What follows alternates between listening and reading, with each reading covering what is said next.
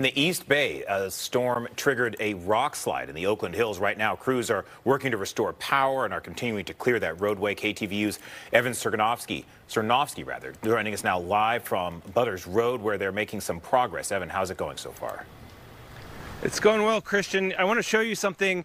This is called serpentine, and this is what the porous rock that makes up a lot of these hillsides out here. And when it gets wet, look what happens to it. It just flakes apart, and that's what happened early this morning when this entire hillside collapsed. As you can see throughout the day, they've pushed a lot of the debris off to the side, and cars can get through, but they're still working to restore power to all the customers.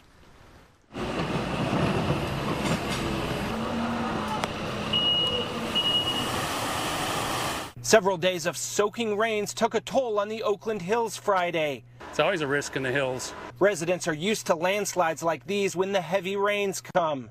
PG&E crews spent most of the day Friday working to replace downed wires after a landslide wiped out power near Joaquin Miller Road. Around 6:30 a.m., this rain-soaked hillside gave way, knocking out a power pole and blowing a transformer, cutting off power to everybody in the neighborhood. This is kind of like what we expected would happen with this kind of rain, and it's kind of scary. Arnold Fulsas has lived in the neighborhood his entire life. He stopped by to check out the scene. I feel for some of the people that live in the homes right here because they're elderly. Yeah. You know, and their power is probably, their heaters and all that stuff are out. The slide happened along Butters Road, a narrow forested street in the city's Woodminster neighborhood. Water has been gushing down the steep embankments of the East Bay Hills since the wet weather began earlier in the week. Neighbors tell me these creeks are usually dry most of the year. I live on this street, so I'm kind of worried about that. Jim Roach lost power earlier in the day and came by the scene to investigate. He took these pictures from the scene. Luckily, there's no house on the other side of where it came down, but I have to worry about that at our house, too, on both sides, going up and going down from where we live. The wet weather caused other trouble throughout the day around the East Bay. Niles Canyon Road was closed between Sunol and Fremont due to a mudslide there. Back in the Oakland Hills, crews plan to have the street open before the next heavy rain hits.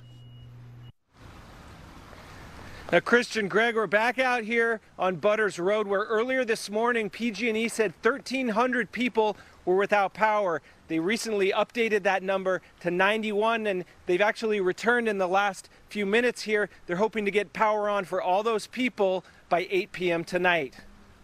Yeah, Evan, we've seen those flashing lights there behind you, know that they're out there so that drivers in the area are aware of the situation. Just wondering if you're seeing any looky-loos out there, people trying to come out and just sort of see what that damage looks like.